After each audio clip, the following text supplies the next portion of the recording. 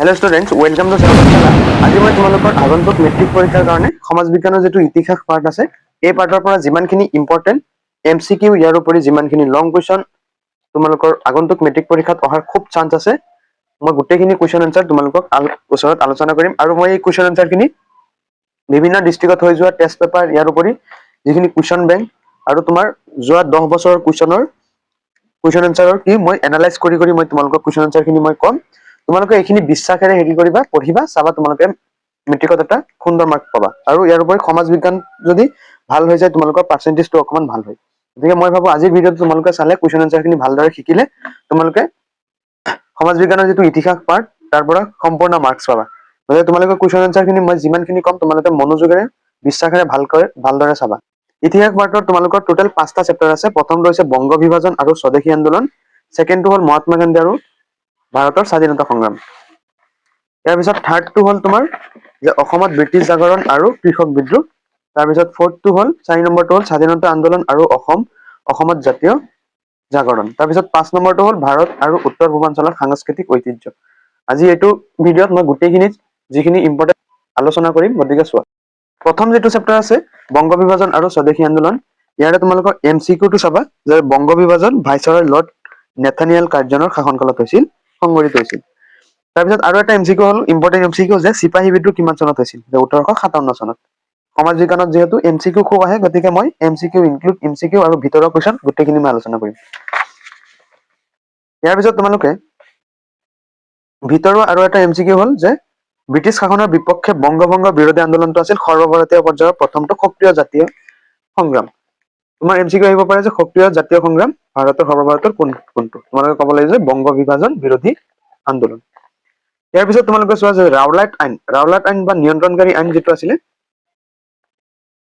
এটো regulating act 1773 1773 খ্ৰীষ্টাব্দত England চৰকাৰে নিয়ন্ত্ৰণকাৰী আইন এই আইনটো প্ৰণয়ন কৰিছিল এটো চাবা এমসিকিউৰ কাৰণে ঠিক আছে ইয়াৰ পিছত আৰু আমি আগবাঢ়ি গৈ থাকো চোৱা যে বংগ বিভাজন 1905 চনত হৈছিল হা এই চনটো তোমালোকে মনত ৰাখিবা আৰু লৰ্ড কাৰ্জনৰ এই বছৰো ধ্যান দিবা তাৰ পিছত তোমালোকে আগবাঢ়া ইয়াণ্ডাবু সন্ধি 1826 খ্ৰীষ্টাব্দত ইয়াণ্ডাবু সন্ধি আৰু সিপাহী বিদ্ৰোহ দুয়োটাতে উল্টা পুল্টা নলগাবা যে ইয়াণ্ডাবু সন্ধি 1826 আৰু তোমাৰ সিপাহী বিদ্ৰোহ 1857 দুয়োটা বেলেগ বেলেগ হা এই দুয়োটা বস্তু চাবা তোমালোকে অলৰেডি চেপ্টাৰটো পঢ়িছাই তাৰ পিছত চোৱা যে 1903 চনত এন্ড্ৰু ফ্ৰেজাৰ বংগোপদেশৰ লেফটেনেণ্ট গভৰ্ণৰ পদত অধিষ্ঠিত হৈছিল এই বস্তুটো চাবা ইয়াৰ পিছত আমি আগবাঢ়ো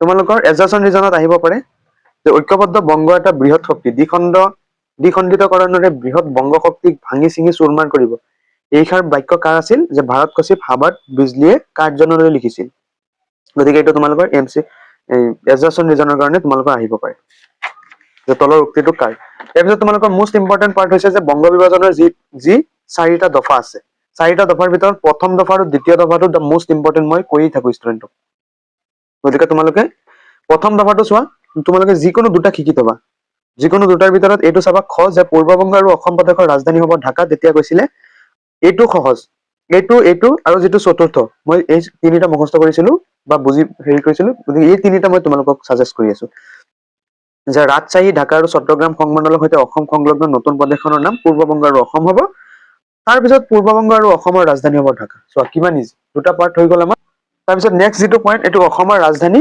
শ্বিলঙৰ পৰা ঢাকালৈ স্থানান্তৰ হ'ব এই তিনিটা তোমালোকে শিকি ল'বা প্ৰথম দফাৰ তাৰ পিছত দ্বিতীয় দফাৰ যিকোনো এটা বা দুটা আহিব পাৰে যে পূৰ্ববংগ আৰু অসমৰ বাবে ঢাকাত সুকীয়া উচ্চ ন্যায়ালয় স্থাপন হ'ব সুকীয়া উচ্চ ন্যায়ালয় স্থাপন নোহোৱা পৰ্যন্ত প্ৰদেশখন কলিকতা উচ্চ ন্যায়ালয়ৰ এখতিয়াৰভুক্ত হ'ব যেহেতু সমাজ বিজ্ঞানৰ ভিতৰৰ পৰা কোৱেশ্চন কাটে হয় নহয় তোমালোকে অনুশীলনী চোৱাৰ একো বেছি দৰকাৰো নাই তাৰোপৰি মই কম বাৰু অনুশীলনীৰ তথাপি ভিতৰৰখিনি বেছি গুৰুত্ব দিবা কাৰণ এমসিকিউৰ কাৰণে মই যিখিনি দেখুৱাই আছো সেইখিনিও ইম্পৰ্টেন্ট তাৰ পিছত আহিছে স্বদেশী আন্দোলন তোমালোক আহিব পাৰে যে স্বদেশী আন্দোলনত অংশগ্ৰহণ কৰা যিকোনো 2-3 জনৰ ব্যক্তিৰ নাম লিখিব লাগে এক নম্বৰ বিপিন চন্দ্ৰ পাল অৰবিন্দ ঘোষ ৰবীন্দ্ৰনাথ ঠাকুৰ এইখিনি তোমালোকে মনত ৰাখিবা তাৰ পিছত চোৱা আমি আগবাঢ়ো এমসিকিউৰ কাৰণে তোমালোকে সঞ্জীৱনী পত্ৰিকাৰ সম্পাদক কোন আছিল যে কৃষ্ণ কুমাৰ মিত্ৰ এইটো চাবা হ'ব তাৰ পিছত ছাত্ৰ সংসদ কাৰ দ্বাৰা গঠন হৈছিল যে সুৰেন্দ্ৰনাথ বন্দ্যোপাধ্যায়ৰ নেতৃত্বত হ'ব তাৰ পিছত চোৱা জাতীয় শোক দিৱস কেতিয়া পালন কৰা হৈছিল যে 16 অক্টোবৰ 1905 চনত যিদিনা বংগভংগ কাৰ্যকৰী কৰি দিছিল ব্ৰিটিছ চৰকাৰে। হ'ব, তাৰপিছত কংগ্ৰেছৰ চতুৰ্থ মাদ্ৰাজ অধিৱেশন 1898 সভাপতি আছিল কি আনন্দ মোহন বসু। এই কুৱেশ্যনটো তোমালোকে এমচিকিউৰ কাৰণে চাই থবা। হ'ব, আৰু এটা মোষ্ট ইম্পৰ্টেণ্ট কুৱেশ্যন হ'ল চোৱা ভিতৰত কেনেকে সোমাই আছে যে বন্দে মাতৰম গীতটিৰ ৰচক কোন, যে বংকিম চন্দ্ৰ চট্টোপাধ্যায়। এইটো তোমালোকে মোষ্ট ইম্পৰ্টেণ্ট বুলি শিকি ল'বা, এইটো তোমালোকৰ আহিবই, মই কৈছো। তাৰপিছত আমি আগবাঢ়ো চোৱা, তোমালোকৰ এজাচন ৰিজনত আহিব পাৰে যে বৰ্জনৰ অৰ্থ স্বদেশিকতা আৰু প্ৰাদেশিকতাৰ মমাৰ্থ হল ইংৰাজৰ লগত সৰ্বতোপ্ৰকাৰে অসহযোগিতা কৰা। উক্ত বাক্যশাৰী কাৰ? হয়, এনেকে আহিব পাৰে বা এজাচন ৰিজন আহিব পাৰে। উত্তৰ হ'ব অৰবিন্দ ঘোষৰ, অৰবিন্দ ঘোষদেৱৰ। তাৰপিছত চোৱা, আমি আগবাঢ়ো চোৱা,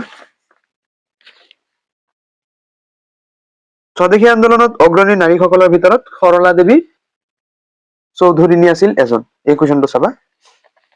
তাৰপিছত এইটো চোৱা, 1905 খ্ৰীষ্টাব্দৰ 17 ডিচেম্বৰ তাৰিখে R.C. দত্তৰ পৌৰোহিত্যত বাৰাণসীত অনুষ্ঠিত প্ৰথম ভাৰতীয় উদ্যোগ সন্মিলন। ভাৰতীয় উদ্যোগ সন্মিলন কাৰ পৌৰোহিত্যত কি হৈছিল? গঠন হৈছিল। এনেকুৱা কুৱেশ্যন আহিব পাৰে হা, বা অনুষ্ঠিত হৈছিল যে R.C. দত্তৰ পৌৰোহিত্যত। এইটো চাবা। হ'ব, তাৰপিছত আমি আগবাঢ়ো চোৱা, গতিকে ভিতৰৰ কুৱেশ্যন এনচাৰ ইমানখিনি আছিলে। তাৰপিছত এই বস্তুটো চাবা, এইটো দ্য মোষ্ট ইম্পৰ্টেণ্ট, যে শাসন আৰু শোষণ একেলগে চলাই যোৱা হ'ব। উক্ত বাক্যশাৰী কাৰ? যে লৰ্ড কাৰ্জন ভাইচৰৰ আসনত বহি লৰ্ড কাৰ্জনৰ ঘোষণা। এইটো লৰ্ড কাৰ্জনৰ হেৰি। এতিয়া তোমালোকে অনুশীলনীৰ কুৱেশ্যন এনচাৰ খিনিৰ ভিতৰত, গতিকে অনুশীলনীৰ যিমানখিনি কুৱেশ্যন মই ভিতৰত আলোচনা কৰিছোৱেই, তথাপিও তোমালোকে বংগ বিভাজন কোনজন ভাইচৰৰ এইটো চাবা, কোন তাৰিখে এইটো চাবা। তাৰপিছত 1905 খ্ৰীষ্টাব্দৰ কোন তাৰিখে বংগ বিভাজন কাৰ্যকৰী হৈছিল, যিদিনা ৰাষ্ট্ৰীয় শোক পালন কৰিছিল, হয় নে নহয়? তাৰপিছত কাৰ পৌৰোহিত্যত অনুষ্ঠিত জাতীয় কংগ্ৰেছৰ অধিৱেশনে ভাৰতীয় বাবে স্বৰাজ বিচাৰি প্ৰস্তাৱ গ্ৰহণ কৰিছিল? এই কুৱেশ্যনটো চাবা। হ'ব, এতিয়া লং কুৱেশ্যনৰ ভিতৰত তোমালোকে 2 নম্বৰ যিটো কুৱেশ্যন আছে এইটো তোমালোকে চাই থবা, যে বংগ বিভাজনৰ অন্তৰ্নিহিত উদ্দেশ্য কি আছিল, চমুকৈ লিখ। তাৰপিছত যে বংগ বিভাজন বিৰোধী আন্দোলনে স্বদেশী আন্দোলনৰ নাম কিয় পাইছিল, চমুকৈ লিখা। এই কুৱেশ্যনটো তোমালোকে যদি লিখিব পাৰা, শিকিব পাৰা, এই কুৱেশ্যনটোৰ এনচাৰেই প্ৰায় এনেকুৱা হৈ যাব। গতিকে তোমালোকে এই কুৱেশ্যনটো শিকিলে এই কুৱেশ্যনটোৰ এনচাৰ হৈ যাব। বুজি পাইছা? গতিকে ইয়াৰে পৰা যিকোনো এটা কমন পাবা। এটা চোৱা, 5 নম্বৰ যিটো কুৱেশ্যন আছে, স্বদেশী আন্দোলনৰ সময়ছোৱাত বংগদেশৰ জাতীয় শিল্পৰ বিকাশ কেনেদৰে হৈছিল? এইটো 2018 চনত মেট্ৰিকত আহিছিল। গতিকে তোমালোকৰ এই কুৱেশ্যনটো মোষ্ট ইম্পৰ্টেণ্ট হৈ আছে। আৰু এটা কুৱেশ্যন হ'ল তোমালোকৰ যে স্বদেশী আন্দোলনত মহিলাসকলৰ ভূমিকা, এই কুৱেশ্যনটো তোমালোকৰ মোষ্ট ইম্পৰ্টেণ্ট হৈ আছে। গতিকে এই কুৱেশ্যনটো তোমালোকে ইয়াৰ পৰা তোমালোকে শিকিবা, যে স্বদেশী আন্দোলনত মহিলাসকলৰ ভূমিকা আছিল বিৰাজমান। যেনে এই ইয়াৰ পৰা চাবা, যে স্বদেশী আন্দোলনত মহিলাৰ ভূমিকা। এই কুৱেশ্যনটো তোমালোকৰ 2026 চনৰ কাৰণে মই মোষ্ট ইম্পৰ্টেণ্ট বুলি কৈ আছো, কাৰণ এই কুৱেশ্যনটোৰ পৰা তোমালোকে পাবাই কুৱেশ্যন, মই কৈছো। যেনে এগৰাকী আছিল সৰলা দেৱী, হয় নে নহয়? ইয়াৰ পৰা তোমালোকে অকমান উঠাই লিখি দিবা, উঠাই লিখি দিবা। 4 বা 5 লাইন হলেই তোমালোকৰ হৈ যাব। তোমালোকে নিজে উঠাবা। যেনে এলিজাবেথ নবেল আছিল, হয় নে নহয়? নবল আছিল। তেখেতে কলিকতাত থকা সময়ত য়ং মেনছ হিন্দু ইউনিয়ন, তাৰোপৰি বিবেকানন্দ ছচাইটি, ডন ছচাইটি, অনুশীলন সমিতিৰ সৈতে প্ৰত্যক্ষভাৱে জড়িত হৈ নাৰী আৰু যুৱকসকলক দেশীয় যিখিনি শিল্প আছে, সেই শিল্পসমূহৰ যোগেদি স্বনিৰ্ভৰশীল হবলৈ আহ্বান জনাইছিল। এনেকে 3-4টা 5-6টা লাইন তোমালোকে লিখি দিবা, তোমালোকে মাৰ্কস পাই যাবা। গতিকে এই কুৱেশ্যনটো তোমালোকে মোষ্ট ইম্পৰ্টেণ্ট বুলি শিকি থবা। অকে, তাৰপিছত আৰু এটা, যে স্বদেশী আন্দোলনৰ 3টা ফলাফল, তোমালোকে 3টা ফলাফল শিকি থবা।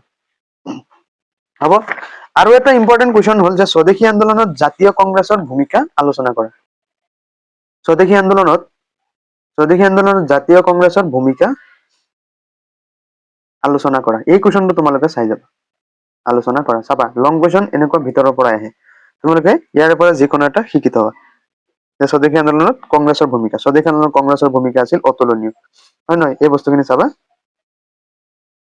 এইখিনি তোমালোকে লিখি লৈ ইয়াৰ পৰা 6-7টা লাইন উঠাই দিলে তোমালোকৰ হৈ যাব। তাৰোপৰি চৰকাৰৰ আন্দোলন বিৰোধী যিখিনি কৰ্মপন্থা, যিখিনি কংগ্ৰেছৰ লিডাৰসকলে লৈছিল, সেই বস্তুখিনি চাবা। এইটো তোমালোকে এনেকে লিখি ল'বা। হ'ব, তাৰপিছত স্বদেশী আন্দোলনৰ অৱদানৰ পৰা যিকোনো তোমালোকে সৰু সৰু চাই এইটো লৰ্ড কাৰ্জন ভাইচৰত বহি ঘোষণা কৰিছিল শাসন আৰু শোষণ একেলগে চলাই যোৱাব। তাৰপিছত যে বংগবাসীয়ে সাম্ৰাজ্যবাদী শাসকৰ এই দম্ভকৃতিৰ উপযুক্ত উত্তৰ দিছিল বিদেশী পণ্য বৰ্জন, স্বদেশী পণ্য ব্যৱহাৰ কৰি। তাৰপিছত স্বদেশী যিখিনি শিল্পী আছিল তেওঁলোকে কি কৰিছিল, আগবাঢ়ি গৈছিল বা স্বাৱলম্বী হৈছিল। গতিকে এইটো আছিল অৱদান। গতিকে কুৱেশ্যন নম্বৰ 7 আৰু 8 তোমালোকে যিকোনো এটা চাই থবা, দুয়োটা চাই থবা, দুয়োটা ইম্পৰ্টেণ্ট। আৰু মহিলাৰ ভূমিকা, তাৰপিছত জাতীয় কংগ্ৰেছৰ ভূমিকা কৈছো, তাৰপিছত এইটো চাইছো কি জাতীয় শিল্পৰ কেনেদৰে বিকাশ হৈছিল। এই কুৱেশ্যনখিনি তোমালোকে চাবা, তোমালোকৰ কমন পৰিব চাবা। এতিয়া আমি নেক্সট চেপ্টাৰলৈ যাওঁ, যে মহাত্মা গান্ধী আৰু ভাৰতৰ স্বাধীনতা সংগ্ৰাম। এইটো চেপ্টাৰৰ পৰা তোমালোকে মহাত্মা গান্ধীৰ যিটো জন্ম হৈছিল তেখেতৰ, সেই জন্মৰ তাৰিখটো তোমালোকে মনত ৰাখিবা, যে 1869 অৰ্থাৎ 1869 চনৰ 2 অক্টোবৰ তাৰিখে গুজৰাটৰ পুৰন্দৰপুৰ নামৰ এখন সচ্ছল পৰিয়ালত মহাত্মা গান্ধীৰ জন্ম হৈছিল। তাৰপিছত MCQৰ কাৰণে তোমালোকে এইটো চাবা, যে ৰাওলাট আইন কিমান চনত প্ৰণয়ন হৈছিল, 1919 চনত। এইটো MCQৰ কাৰণে 1 মাৰ্কৰ কাৰণে আহিব। আৰু এটা আহিব যে জালিৱানৱালাবাগৰ হত্যাকাণ্ড কিমান চনত সম্পন্ন হৈছিল, যে 1919 চনত। 1919 চনত চোৱা কিমান হৈছিলে, যে ৰাওলাট আইন 1919 চনত, তাৰপিছত সত্যাগ্ৰহ বা অহিংস আন্দোলন 1919 চনত, আকৌ জালিৱানৱালাবাগৰ হত্যাকাণ্ড হৈছিলে 1919 চনত। গতিকে তিনিওটা তোমালোকে উলট পালট নলগাবা, যিকোনো এটা যদি আহে MCQত ডাইৰেক্ট লিখি দিবা। হ'ল। তাৰপিছত তোমালোকে এই অসহযোগ আন্দোলন খিনি চাবা, যে অসহযোগ আন্দোলন কি হৈছিল, হয় নে নহয়, ইয়াৰ উল্লেখযোগ্য কাৰকসমূহ তোমালোকে উল্লেখ কৰিব দিব পাৰে। যে 1919 চনত জালিৱানৱালাবাগৰ হত্যাকাণ্ডৰ কাৰণে অসহযোগ আন্দোলন হৈছিল। তাৰপিছত ব্ৰিটিছসকলৰ দ্বাৰা ভাৰতবৰ্ষৰ অৰ্থনৈতিক শোষণ, ইয়াৰ পৰা যিকোনো 2 বা 3টা তোমালোকে শিকি থলে হৈ যাব। হ'ব। তাৰপিছত আমি আগবাঢ়ো। চোৱা, যে চাইমন কমিশ্যন।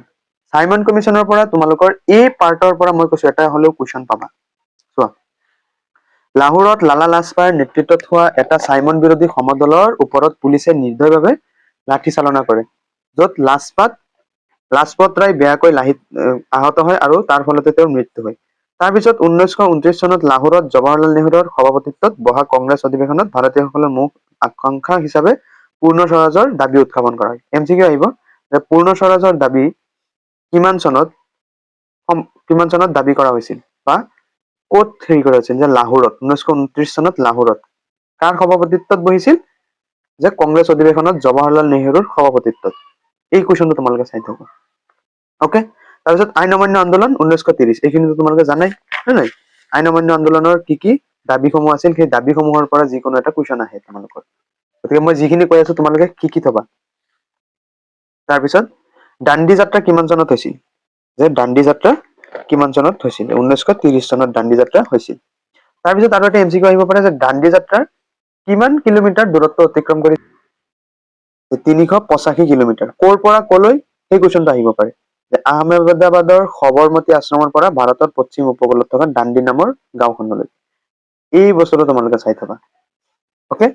তাৰপিছত চোৱা, এটা মোষ্ট ইম্পৰ্টেণ্ট কুৱেশ্যন হ'ল MCQ, এইটো তোমালোকে শিকি থবা, যে খান আব্দুল গফুৰ খানক সীমান্ত গান্ধী নামেৰে পৰিচিত। তোমালোকৰ কুৱেশ্যন আহিব, যে সীমান্ত গান্ধী নামেৰে কাক জনা যায়, যে খান আব্দুল গফুৰ খান। চোৱা, খান 2 বাৰ আছে, এই বস্তুটো চাবা। খান আব্দুল গফুৰ খান, খান আব্দুল গফুৰ খান, KAG, খান আব্দুল গফুৰ খান, এনেকে মনত ৰাখিবা। তাৰপিছত যে ঘূৰণীয়া মেজমেলত ভাৰতৰ পৰা একমাত্ৰ প্ৰতিনিধিত্বজন কোন আছিল, ভাৰতৰ পৰা একমাত্ৰ প্ৰতিনিধিত্বজন আছিল মহাত্মা গান্ধী। এই কুৱেশ্যনটো তোমালোকে চাই থবা। হ'ব, কংগ্ৰেছৰ পৰা একমাত্ৰ প্ৰতিনিধিত্ব আছিল মহাত্মা গান্ধী। দ্বিতীয় মেজমেল যিখন হৈছিল অনুষ্ঠিত হৈছিল লণ্ডনত, সেইটো হ'ব। তাৰপিছত আমি আগবাঢ়ো। চোৱা, এইখিনি তোমালোকে নাচালে হ'ব, এইখিনি অংক চোৱা।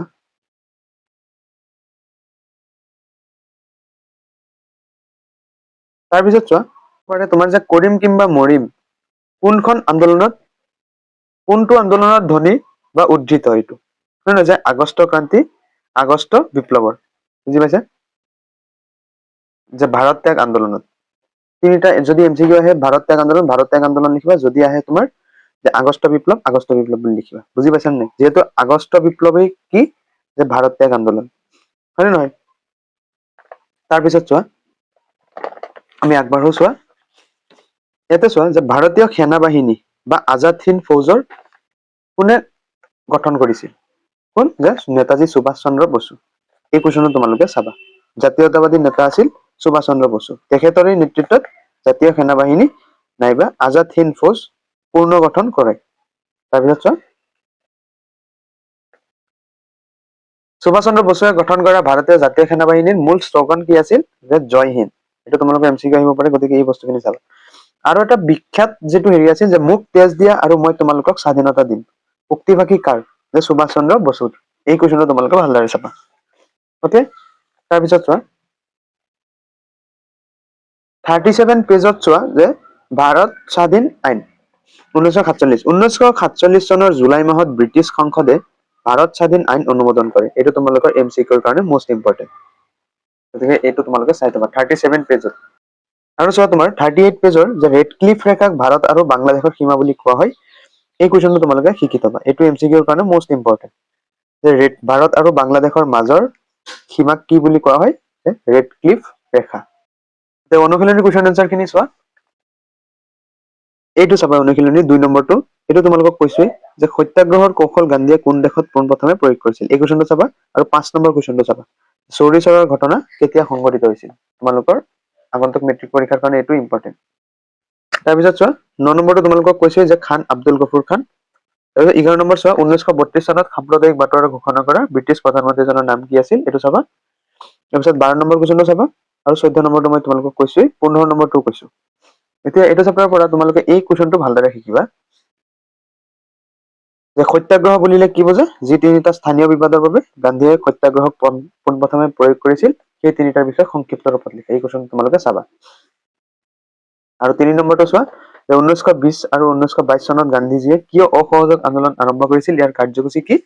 গান্ধীয়ে এই আন্দোলন কিয় বন্ধ কৰিছিল? যিহেতু হিংসাত্মক কাৰ্য সংঘটিত হৈ গৈছিল, সেইটো কাৰণে গান্ধীয়ে কি কৰিছিল? এই আন্দোলনটো বন্ধ কৰি দিছিল। এই কুৱেশ্যনটো চাবা। তাৰপিছত 4 নম্বৰ চোৱা আইন অমান্য আন্দোলনৰ মূল লক্ষ্য কি আছিল? এই আন্দোলনৰ মূল বৈশিষ্ট্য কি আছিল? এই কুৱেশ্যনটো চাবা। অকে, গতিকে আমাৰ 2 নম্বৰ চেপ্টাৰটো শেষ হৈ গ'ল। এতিয়া আমি নেক্সট আগবাঢ়ো যে 3য় নম্বৰ যিটো চেপ্টাৰ আছে, অসমত ব্ৰিটিছ বিৰোধী জাগৰণ আৰু কৃষক বিদ্ৰোহ। এই চেপ্টাৰৰ পৰা তোমালোকে মই MCQ দেখুৱাই দি আছো, তোমালোকে ভালদৰে চাই যোৱা। তোমালোকে 45 পেজত এইটো চোৱা, মণিৰাম বৰভাণ্ডাৰ বৰুৱা। মণিৰাম দেৱানৰ সম্পূৰ্ণ নাম কি? মণিৰাম বৰভাণ্ডাৰ বৰুৱা। এই কুৱেশ্যনটো তোমালোকে MCQৰ কাৰণে চাবা। তাৰপিছত চোৱা এটা চোৱা যে কেপ্টেইন হলৰয়ডে বিশেষভাৱে গঠিত বিচাৰপীঠৰ দ্বাৰা মণিৰাম দেৱান আৰু পিয়লি বৰুৱাক ইংৰাজৰ বিৰুদ্ধে কৰা ষড়যন্ত্ৰৰ বাবে দোষী সাব্যস্ত কৰি ফাঁচীৰ জাৰি হুকুম কৰে। কুৱেশ্যন আহিব যে মণিৰাম দেৱানক কিমান চনত ফাঁচী দিয়া হৈছিল? 1858 চনৰ 26 ফেব্ৰুৱাৰীত। এই কুৱেশ্যনটো তোমালোকে শিকি থবা। তোমালোকৰ এইটো চেপ্টাৰৰ পৰা মই ডাইৰেক্ট এটা কমন দিওঁ যে 1857 চনত হোৱা চিপাহী বিদ্ৰোহৰ বিফলতাৰ কাৰণসমূহ। এই কুৱেশ্যনটো মুঠতে তোমালোকে 1857 চনৰ চিপাহী বিদ্ৰোহৰ কাৰণ, ফলাফল আৰু বিফলতাৰ কাৰণ, এই কুৱেশ্যনখিনি চাবা। চোৱা MCQটো আছে, অনুশীলনীটো আছে, মই দেখুৱাই দিছো। এইটো চোৱা যে 1857 চনৰ বিদ্ৰোহৰ কাৰণ চাইছেনে? 1857 চনত কি বিদ্ৰোহ হৈছিল? চিপাহী বিদ্ৰোহ। চিপাহী বিদ্ৰোহৰ কাৰণ। তাৰপিছত চোৱা কিয় ব্যৰ্থ হৈছিল চাইছেনে? 2 নম্বৰ। তাৰপিছত এইটো বিদ্ৰোহৰ গুৰুত্ব সম্পৰ্কে, যদি গুৰুত্ব নাহি যদি তোমাৰ আহে যে অসমত 1857 চনৰ বিদ্ৰোহৰ ফলাফল, এই কুৱেশ্যনটো ফলাফল আৰু গুৰুত্ব একে। গতিকে এই কুৱেশ্যনটো তোমালোকে শিকি থবা। এই তিনিটা কুৱেশ্যন দা মোষ্ট ইম্পৰ্টেণ্ট বুলি ক'ব পাৰো মই। 1, 3 আৰু 4 এই তিনিটা মুঠতে তোমালোকে শিকিবাই হ'ল। তাৰপিছত চোৱা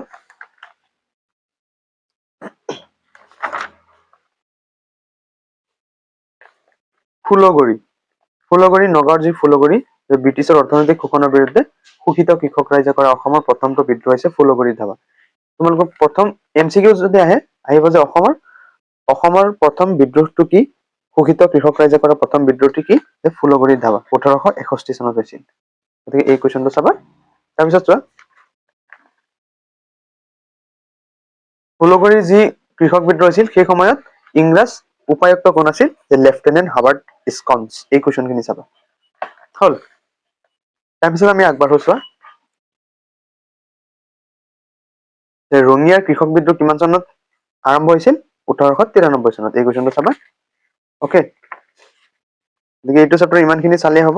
তাৰোপৰি এই যিটো তোমাৰ ব্লেক হেৰি দি হেডলাইন কৰি থৈছে এই কুৱেশ্যনটো চাবা ব্ৰিটিছ বিষয়াক হত্যা কৰা আৰু ব্ৰিটিছ শাসনৰ বিৰোধিতা কৰা অপৰাধত কি কেণ্ডিডেটক ফাঁচি দিয়া হয় হ'ল এতিয়া আমি অনুশীলনী যিখিনি কুৱেশ্যন আনচাৰ আছে অনুশীলনী তোমালোকে এইখিনি মই কৈছোৱে যে মণিৰাম দেৱানৰ ফাঁচী কাটত অনুমোদন কৰিছিল কি কাৰণত মণিৰাম দেৱানৰ লগত কোন আৰু কোন আছিলে সেই কুৱেশ্যনটো চাবা তাৰপিছত 1857 চনৰ অসমত বিদ্ৰোহ যি চিপাহী বিদ্ৰোহ আছিল তাৰ নেতৃত্ব কোনে দিছিল এই কুৱেশ্যনটো চাবা তাৰপিছত ৰঙিয়াৰ কৃষক বিদ্ৰোহ ফুলগুৰি ধাবা কেতিয়া মই দেখুৱাইছো তোমালোকক অলৰেডি লেফটেনেণ্ট সিংগাৰো মই দেখুৱাইছো হয় নহয় এই কুৱেশ্যনটো তোমালোকে চাবা লেফটেনেণ্ট সিংগাৰ কোন আছিল মোষ্ট ইম্পৰ্টেণ্ট হৈছে তাৰপিছত চোৱা এইটো চেপ্টাৰৰ পৰা মুঠতে তোমালোকে এই 1 3 4 এই তিনিটা কুৱেশ্যন চাবাই তাৰপিছত আৰু এটা কথা হ'ল যে অসমত দাসত্ব প্ৰথা নিষিদ্ধ কিমান চনত হৈছিল 1843 চনত এইটো তোমালোকৰ এমচিকিউৰ কাৰণে লিখিলো আৰু তোমালোকৰ সমুদ্ৰিকৰ কাৰণে ফুলগুৰি ধাবাটো চাবা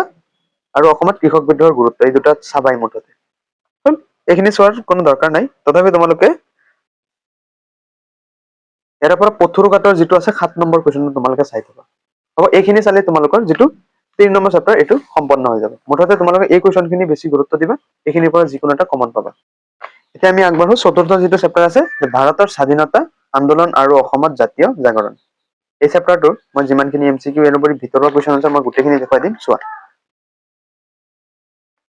এমচিকিউৰ কাৰণে তোমালোকে যেটো 63 পেজ তাতে চোৱা এতে আছে যে আনন্দৰাম ঢেকিয়াল ফুকন আৰু গুণাভিৰাম বৰুৱাৰ উদ্যোগত 1857 চনত জ্ঞান প্ৰদায়িনী সভা প্ৰতিষ্ঠা হৈছিল এইটো এমচিকিউৰ কাৰণে তোমালোকৰ ইম্পৰ্টেণ্ট তাৰপিছত চোৱা 1836 চনত বাংলা ভাষাক চৰকাৰী ভাষা হিচাপে কি কৰিছিল নিয়োজিত কৰিছিল এই কুৱেশ্যনটো চাবা যে কিমান চনত 1836 হল এই কুৱেশ্যনখিনি চাবা তাৰপিছত চোৱা যে আসাম লিটাৰেৰী ছচাইটি কিমান চনত স্থাপন হৈছিল যে 1872 চনত গঠন হৈছিল এই কুৱেশ্যনটো তোমালোকে চাবা এমচিকিউৰ কাৰণে এই কুৱেশ্যনটো মোষ্ট ইম্পৰ্টেণ্ট হৈ আছে ইয়াৰ পিছত আমি আগবাঢ়ো হেমকোষৰ প্ৰণেতা কোন আছিল বা হেমকোষ কোনে প্ৰণয়ন কৰিছিল এই কুৱেশ্যনটো তোমালোকে চাবা যে হেমচন্দ্ৰ বৰুৱাই এই কুৱেশ্যনটো তোমালোকৰ মোষ্ট ইম্পৰ্টেণ্ট এমচিকিউৰ কাৰণে হা এনেকুৱা বিলাক তোমালোকৰ আহি থাকে পৰীক্ষাত তাৰপিছত জোনাকী যুগৰ ত্ৰিমূৰ্তি বুলি কাক কোৱা হয় তোমালোকে জানাই হেমচন্দ্ৰ বৰুৱা লক্ষ্মীনাথ বেজবৰুৱাদেৱ আৰু চন্দ্ৰকুমাৰ আগৰৱালাদেৱ এই তিনিজনৰ নাম খুব আহি থাকে অসমীয়াতো আহে যে জোনাকী যুগৰ ত্ৰিমূৰ্তি বুলিলে কি বুজে বুজি পাইছে নাই এই কুৱেশ্যন তোমালোকে ভালদৰে শিকি ল'বা এমচিকিউৰ কাৰণে হ'ব এতিয়া আমি নেক্সট আগবাঢ়ো চোৱা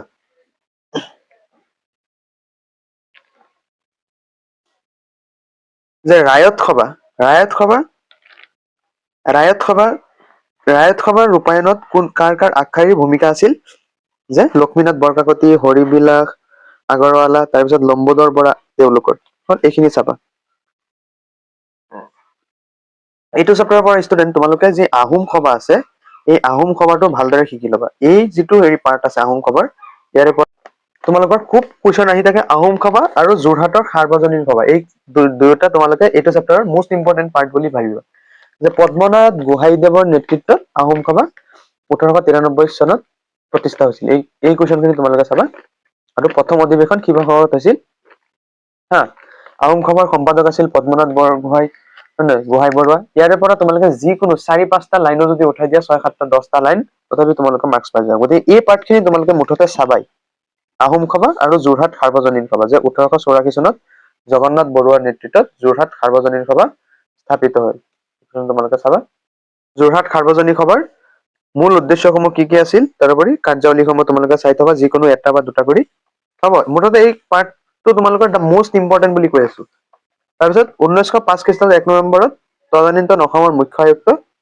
ব্যামফিল্ড ফুলাৰে গুৱাহাটীত উপস্থিত হৈ এই বস্তুখিনি তোমালোকে চাবা তাৰপিছত আৰু এটা হেৰি হ'ল আছাম এছ'চিয়েশ্যনত তোমালোকৰ এমচিকিউৰ কাৰণে খুব ইম্পৰ্টেণ্ট আহি থাকে ৰাইজৰ মুখপাত্ৰ হিচাপে চোৱা এইটো 1903 চনত মণিক চন্দ্ৰ বৰুৱাৰ নেতৃত্বত আছাম এছ'চিয়েশ্যন নামৰ অনুষ্ঠানৰ জন্ম হয় এই কুৱেশ্যন আনচাৰখিনি তোমালোকৰ মেট্ৰিকতে যে কামত লাগিব এনেকুৱা নহয় পৰৱৰ্তী সময়ত তোমালোকৰ যিকোনো চাকৰি বাকৰি বা যিকোনো তোমালোকে ইণ্টাৰভিউ দিয়া তাতো সোধে এই পাৰ্টখিনি তোমালোকে ভালদৰে শিকি ল'বা অকে তাৰপিছত কুৱেশ্যন আহিব যে আছাম এছ'চিয়েশ্যনৰ কাৰ্যাৱলীসমূহ লিখা যে আছাম এছ'চিয়েশ্যনে কি কাৰ্যাৱলী কৰিছিল ইয়াৰ পৰা তোমালোকৰ যিকোনো এটা শিকি থবা হ'ব তাৰপিছত আমি আগবাঢ়ো চোৱা এটা এমচিকিউ আহিব ষ্টুডেণ্ট এইটো চোৱা 69 পেজৰ চোৱা অসম প্ৰদেশ কংগ্ৰেছ কমিটিৰ প্ৰথমজন সভাপতি আছিল কুলধৰ চলিহা আৰু সম্পাদক নবীন চন্দ্ৰ বৰদলৈ। এইটো তোমালোকে ইম্পৰ্টেণ্ট বুলি শিকি ল'বা। হ'ব? তাৰপিছত এইটো চোৱা অসম প্ৰদেশ কংগ্ৰেছ কমিটিৰ আনুষ্ঠানিকভাৱে নিৰ্বাচিত হোৱা প্ৰথমজন সভাপতি আছিল বিষ্ণুৰাম মেধি। এই কুৱেশ্যনটো তোমালোকৰ MCQৰ কাৰণে মষ্ট ইম্পৰ্টেণ্ট। তাৰপিছত আমি আগবাঢ়ো 71 পেজত। 71ত চোৱা 1921 চনত মহাত্মা গান্ধীৰ অসম আগমন। এই পাৰ্টটো চোৱা যে মহাত্মা গান্ধী অসমত প্ৰথমবাৰৰ বাবে কিমান চনত আহিছিল? 1921 চনত। এই কুৱেশ্যনটো তোমালোকে শিকি থবা। হ'ব? তাৰপিছত চোৱা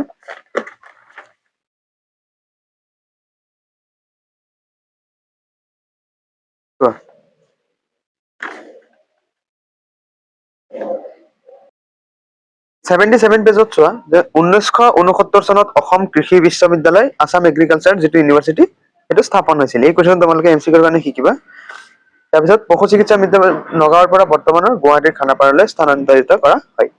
এই কুৱেশ্যনটো তোমালোকে শিকি থবা। তাৰপিছত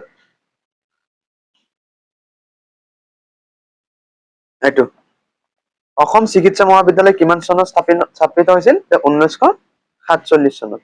এই কুৱেশ্যন তোমালোকে শিকি থবা MCQৰ কাৰণে।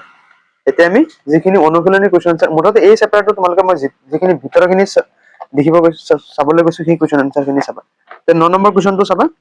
তাৰপিছত অসমত বাংলা ভাষাৰ প্ৰচলন কেতিয়া হৈছিল মই দেখুৱাইছো অলৰেডি তোমালোকক, হয় নে নহয়? তাৰপিছত গুৱাহাটী বিশ্ববিদ্যালয় এই কুৱেশ্যন তোমালোকে চাবাই 1946 26 জানুৱাৰী। এই কুৱেশ্যন তোমালোকে শিকি থবা, বহুত ইম্পৰ্টেণ্ট। হ'ব? ইয়াৰ পিছত তোমালোকে 2 নম্বৰ কুৱেশ্যনৰ যিটো 3 নম্বৰ কুৱেশ্যন আছে আহোম সভাৰ ৰাজনৈতিক দাবী সম্পৰ্কে চমুকৈ লিখা। এই কুৱেশ্যনটো তোমালোকে চাবা। আৰু 6 নম্বৰ কুৱেশ্যনটো তোমালোকে চাবাই মুঠতে কানিংহাম চাৰ্কুলাৰৰ বিষয়ে লিখা। তাৰপিছত দীঘল প্ৰশ্ন উত্তৰত 3 নম্বৰ কুৱেশ্যনটো ৰায়ত সভাসমূহৰ উদ্দেশ্য আৰু ভূমিকা সম্পৰ্কে এটি খতিয়ান দাঙি ধৰা। এই কুৱেশ্যনটো চাবা। আৰু 7 নম্বৰটো চোৱা যে স্বদেশী আন্দোলনত অসমৰ ভূমিকাৰ বিষয়ে সংক্ষিপ্ত বিৱৰণ দিয়া। এই কুৱেশ্যনটো তোমালোকে শিকিবা। 9 নম্বৰটো আইন অমান্য আন্দোলনত অসমৰ ভূমিকা সম্পৰ্কে এটি খতিয়ান দাঙি ধৰা। আৰু 10 নম্বৰটো অসমত ভাৰত ত্যাগ আন্দোলনৰ এটি খতিয়ান দাঙি ধৰা। এই কুৱেশ্যনখিনি চাবা। আৰু মষ্ট ইম্পৰ্টেণ্ট হ'ল যে বৰদলৈ মন্ত্ৰীসভাৰ নেতৃত্বত অসমত স্থাপিত শিক্ষানুষ্ঠানসমূহৰ এটি সংক্ষিপ্ত বিৱৰণ দিয়া। এই কুৱেশ্যনটো তোমালোকৰ 2026ৰ কাৰণে মষ্ট ইম্পৰ্টেণ্ট হৈ আছে। গতিকে এই কুৱেশ্যনটো তোমালোকে ভালদৰে শিকি ল'বা। এতিয়া নেক্সট যিটো লাষ্ট চেপ্টাৰ আছে 5 নম্বৰটো যে ভাৰত আৰু উত্তৰ পূৰ্বাঞ্চলৰ সাংস্কৃতিক ঐতিহ্য। এই চেপ্টাৰটো তোমালোকৰ বহুত লেংদি, গতিকে মানে বহুত দীঘল। গতিকে মই ভিতৰৰ যিখিনি কুৱেশ্যন আছে গোটেইখিনি মই দেখুৱাই দিম, অকমান টাইম লাগিব, তোমালোকে ভালদৰে চাই লোৱা। চোৱা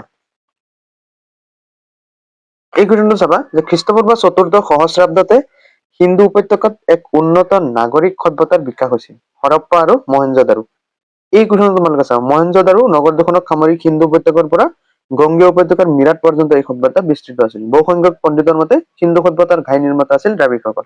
এতিয়া দুটা MCQ আছে, এটা হ'ল হৰপ্পা আৰু মহেঞ্জোদাৰো নগৰ দুখন, আৰু এটা হ'ল সিন্ধু সভ্যতাৰ ঘাই নিৰ্মাতাসকল কোন? যে দ্ৰাবিড়সকল। এই কুৱেশ্যনখিনি তোমালোকে চাবা। ইয়াৰ পিছত 82 পেজত চোৱা যে বেদ সংহিতা যজু খাম আৰু অথৰ্ব। যজু থাম আৰু অথৰ্ব এইখিনি চাবা। তাৰপিছত চোৱা এই কুৱেশ্যনটো চাবা যিটো বক্সৰ ভিতৰত আছে। ভাৰতীয় সংবিধানত ৰাজ্যভিত্তিকভাৱে তালিকাবদ্ধ অনুসূচিত জনজাতিৰ সংখ্যা কিমান? 705টা। এই কুৱেশ্যন তোমালোকে MCQৰ কাৰণে চাবা। ইয়াৰ পিছত 84 পেজত চোৱা ভাৰতীয় সংস্কৃতিৰ দুটা বৈশিষ্ট্য হ'ল সাংস্কৃতিক বহুত্ববাদ আৰু বৈচিত্ৰ্যৰ মাজত একতা। এইটো চাবা তোমালোকে, এই অংকখিনি চাবা। তাৰপিছত জৱাহৰলাল নেহৰুৰ ভাৰত সম্পদ অৰ্থাৎ ডিস্কভাৰী অফ ইণ্ডিয়াৰ গ্ৰন্থখনৰ লিখক কোন? জৱাহৰলাল নেহৰু। এই কুৱেশ্যনটো তোমালোকে চাবা। অকে, MCQৰ কাৰণে। তাৰপিছত চোৱা কৌটিল্যৰ ৰচক মানে অৰ্থশাস্ত্ৰৰ ৰচক কোন? যে কৌটিল্য, বা কৌটিল্যই কি ৰচনা কৰিছিল? অৰ্থশাস্ত্ৰ। এইটো MCQৰ কাৰণে ইম্পৰ্টেণ্ট। এই কুৱেশ্যনটো তোমালোকে চাবা। তাৰপিছত সত্যমেৱ জয়তে কোনখন গ্ৰন্থত হেৰি কৰা আছে? যে মুণ্ডক উপনিষদত আছে যে সত্যমেৱ জয়তে। ইয়াৰ পৰা তোমালোকে এই অংশটো চাবাই MCQৰ কাৰণে হা। যেনে অহিংসা পৰম ধৰ্ম ক'ত আছে? মহাভাৰতত, মহাভাৰত গ্ৰন্থত আছে। মুঠতে এই দুটা বস্তু তোমালোকে চাই থবা। অকে, তাৰপিছত চোৱা ইয়াতে চোৱা 86 পেজত যে উত্তৰ ভাৰতীয় নাগৰ, দক্ষিণ ভাৰতীয় দ্ৰাবিড় আৰু বিন্দ আৰু কৃষ্ণা নদীৰ মাজভাগত দেখিবলৈ পোৱা ৱেষ্টৰ শৈলী 3 ভাগত বিভক্ত কৰিব পাৰি। ইয়াৰে এই বস্তুখিনি তোমালোকে চাবা। অকে, তাৰপিছত তোমালোকে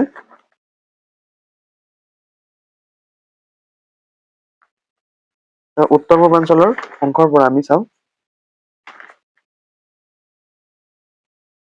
উত্তৰ পূৰ্বাঞ্চলৰ যিটো অংশ আছে এইটো চেপ্টাৰৰ সেইটো মোষ্ট ইম্পৰ্টেণ্ট পাৰ্ট গতিকে তোমালোকে এই গোটেইখিনি তোমালোকে ভালদৰে চাবা যেনে ধৰ্মৰ ক্ষেত্ৰত কি মানুহৰ কাৰ আগমন হৈছিল সেইখিনি চাবা চিত্ৰকলাখিনি চাবা ভাস্কৰ্যখিনি চাই থবা আৰু তোমালোকে তাৰপিছত মুঠতে এইটো চেপ্টাৰৰ তোমালোকে অনুশীলনী কুৱেশ্যন এনচাৰ খিনি যদি শিকি থোৱা তোমালোকে এইটো চেপ্টাৰৰ পৰীক্ষাত কমন কৰি যাব গতিকে তোমালোকে অনুশীলনী কুৱেশ্যন এনচাৰ খিনি ভালদৰে চাবা এটা চোৱা এইটো এই চোৱা উত্তৰ পূৰ্বাঞ্চলৰ কোন ৰাজ্যৰ মাতৃভাষিক সমাজ ব্যৱস্থা প্ৰচলিত এই কুৱেশ্যনখিনি চাবা ইয়াৰ পিছত ঋগ্বেদৰ আনুমানিক ৰচনাকাল কি এইখিনি চাবা তাৰপিছত তোমালোকে 26 নম্বৰ কুৱেশ্যনটো চাবা যে চাংৰুং ফুকন কি দায়িত্বত ন্যস্ত আছিল চৰ্যাপদ মানে কি এইখিনি চাবা ইয়াৰ পিছত ৰচয়িতাখিনি এইখিনি তোমালোকে চাবা কুৱেশ্যন আহিব যে নামঘোষাৰ ৰচক কোন হস্তি বিদ্যানৰ পুথিৰ ৰচক কোন হয় নহয় কীৰ্তনৰ ৰচক কোন এইখিনি চাবা তাৰপিছত চমু উত্তৰৰ প্ৰশ্নত চোৱা